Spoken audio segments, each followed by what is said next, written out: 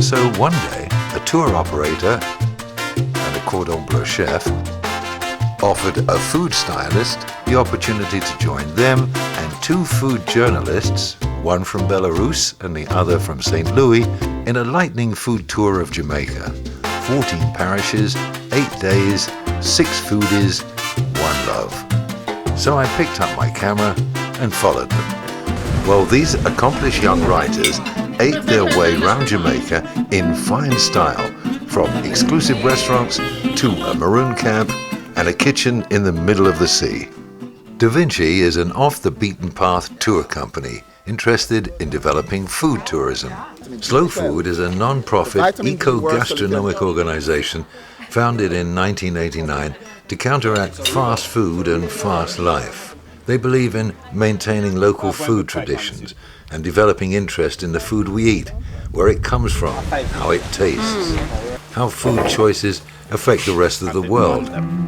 We started off the first morning at Belcour Lodge, a beautiful estate house in the foothills of the Blue Mountains. Robin and Michael Lumsden produce a range of quality preserves, jams, sauces and honeys. With your yogurt. With the stewed guava, and I make a lovely guava jam.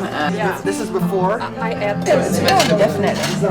You can use it for I use it in the pepper jam. I use it in breads. I love it. I use it in soups. I said nothing about the country. We met Minnie Phillips, who started the first Ital vegetarian restaurant in Jamaica. So it was roasted first, then sliced. An absolutely appetizing breakfast of breadfruit, callaloo, fried plantain, jerk sausage, avocado, Vanessa Taylor's smoked marlin, eggs, cream cheese, yogurt, and muffins. Wow. Well, after that fine start to the day, we needed a little constitutional. We have them kind of scattered. When we first started, we just thought, oh, the bees will look nice here. Robin introduced us to the bees and to a local fruit in season called the guinea. Putting Jamaica on the map as a culinary destination because we have so much here. I used to that a lot, but as a child as well. We then drove up to 4,500 feet, past a historic army camp in the company of Jason Shaw, a Blue Mountain coffee producer. Clifton Mount's been around from about 1750. It's over 250 years old, and a property, old coffee estate.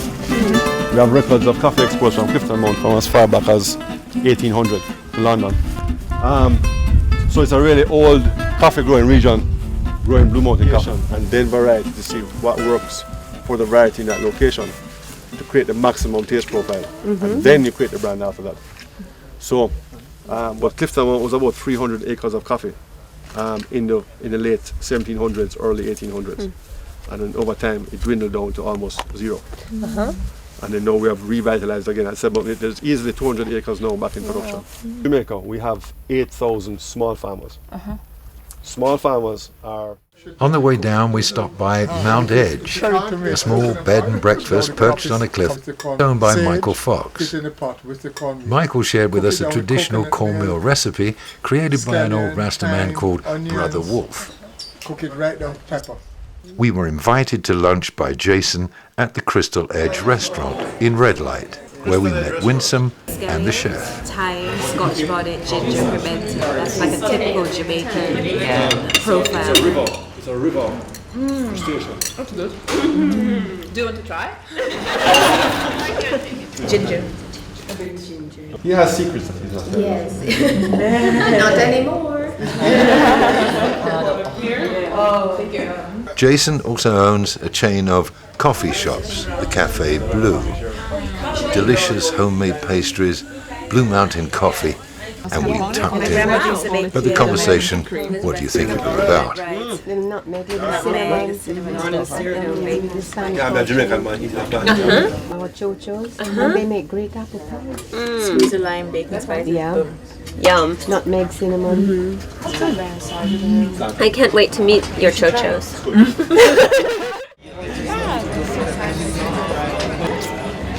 Thank you so much for having us. Lilia, nice to meet you. Hello, specifically local. That evening, the ladies dined at Cafe Aubergine in Kingston and introduced themselves to the owners. Lilia is Italian and Russian, 2 citizenships. Russian, Italian.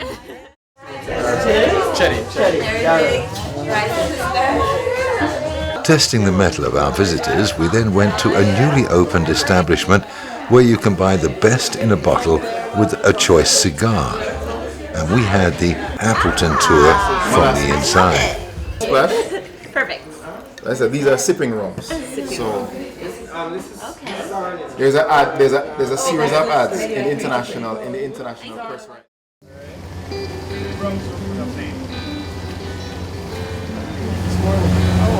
It's very fresh. Can I have a over here on there?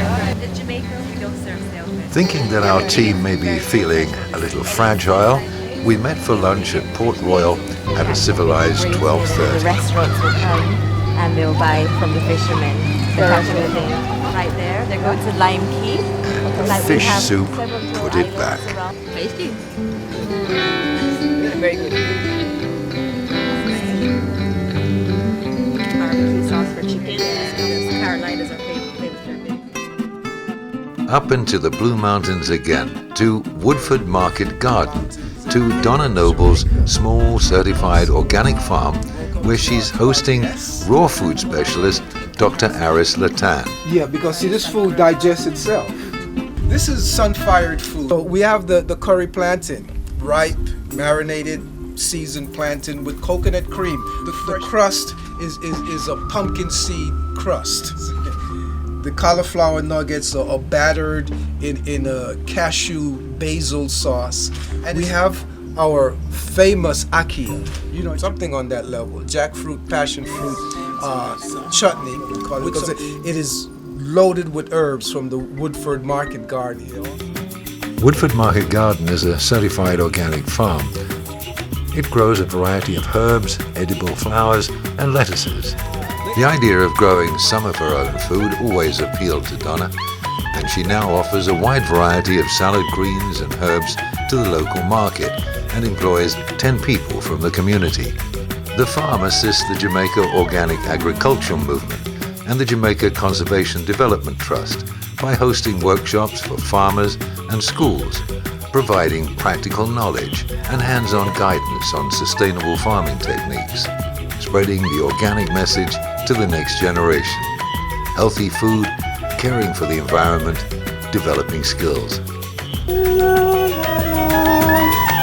I love to sing, When you sing, it makes you feel cheerful and happy.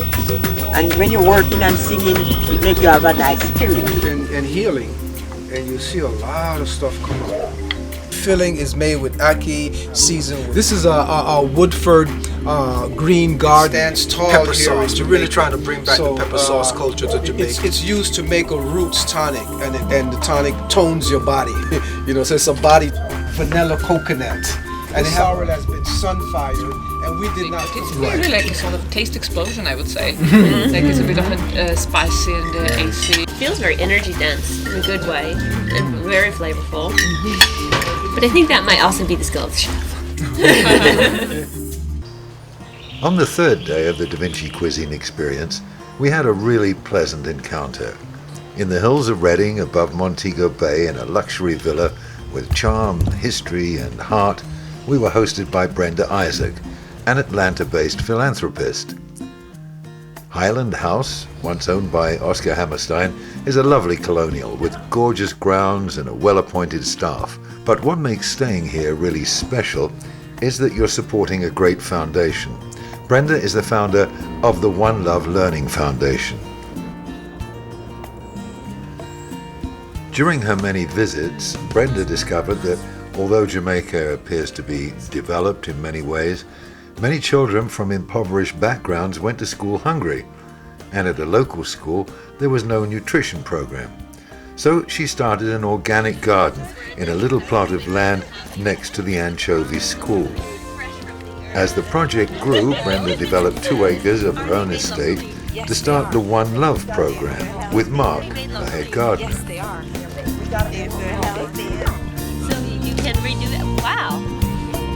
but me know say it's good for asthma.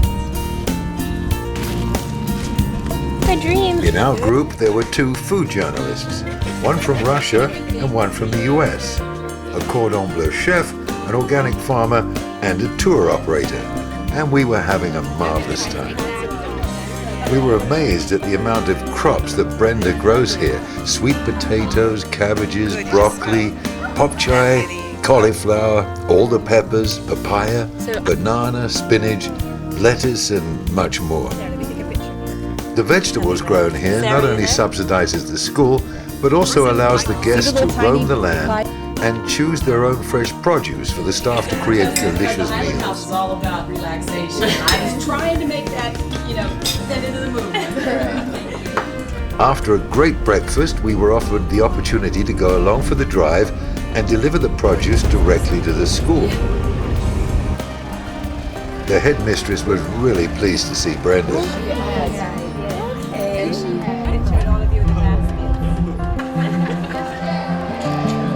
All right, I'm sorry. Some of these computers were also donated to the school by Brenda and past guests of Highland House. Here the children learn to grow their own vegetables and feed themselves, understand proper nourishment, and gain a respect for agricultural skills.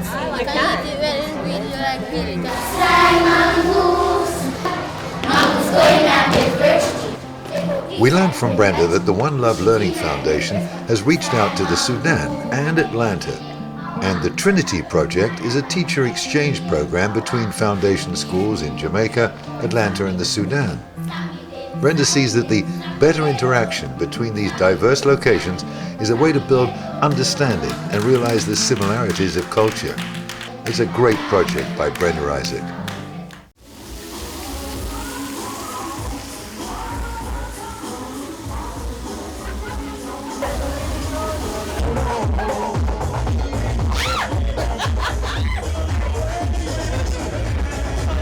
That night in Mobay, Margaritaville offered us a sumptuous meal. That's great. And we took in the night. But coming back every year for 2 weeks is not You should not eat bad food.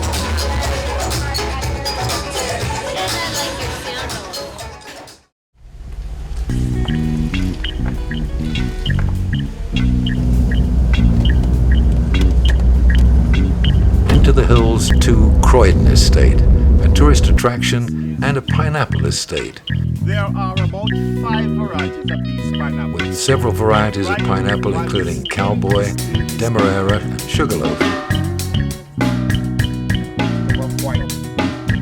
Practically every variety of fruit tree grown in Jamaica is planted here, with signs identifying the Very species. good. You are food people. Make. And of course, there was lunch. Kind of barbecue chicken and everything. This is very typical. It's our rice and peas, which is red kidney beans with rice. It's cooked in coconut milk.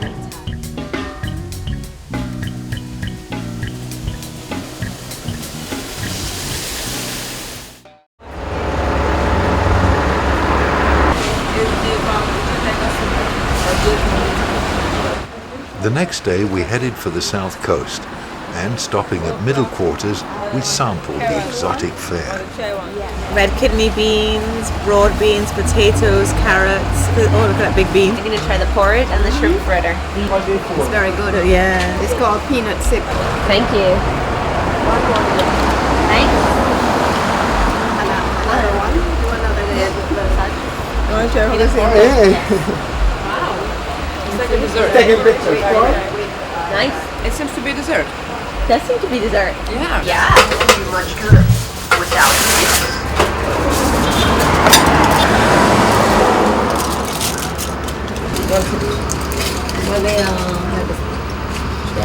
I would have just one festival, please. Better? Better. Better. Oh, okay, Russian. Pronunciation. Nice. Is that mango? Oh, yeah. No, this Irish potato. Woo! Those are perfect. Perfect. Yeah. I think I'm pretty Spicy. cooked. Yeah. Yeah. Spicy. No spice. They taste, they're quite soft, but in a good way, and they taste pretty fresh. But are they spicy? Aha. Oh. Aha.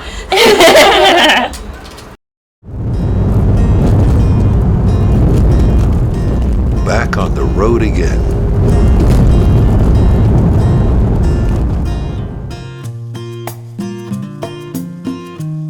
Well, we hit Jake's and slept.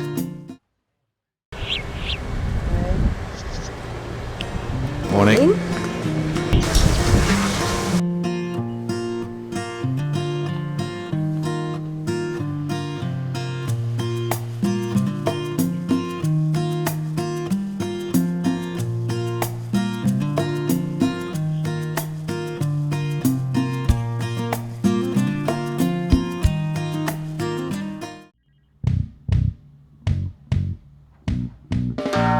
This is 260 continuous years of operation. We have never shut down. But you know, there are some places in the world that still do. On display are the old methods of making this golden elixir, which is consumed in liberal quantities both by tourists and locals, but they wouldn't let us shoot the modern stuff. That's next year. Alright? Totally agree. We're going totally agree.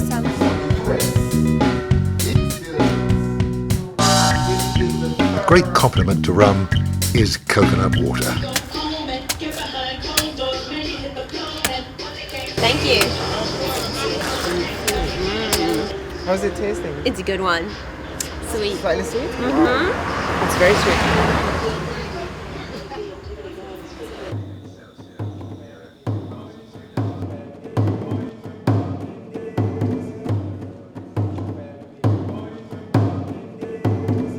It was 5 brothers and 1 sister who led the guerrilla warfare with the Maroons against the British.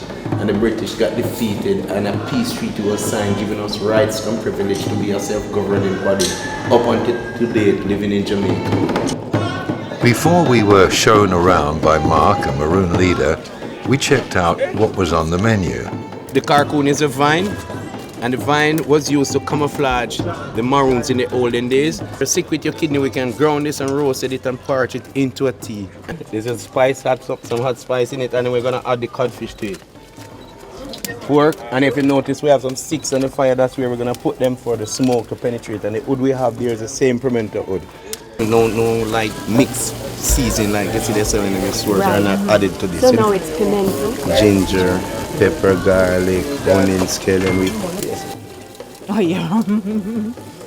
This have dumplings, yam, banana, okra, and the milk from the coconut juice with spice and things. It's called tapia pass. This is part of your lunch today. But we practice a lot of traditional medicine around here too. We don't just run to the doctor for the chemicals and things like that. We use more traditional herbs and medicine for our healing and our eating also. Mark showed us that even in a short distance, there's an amazing amount of natural growing herbs and medicines.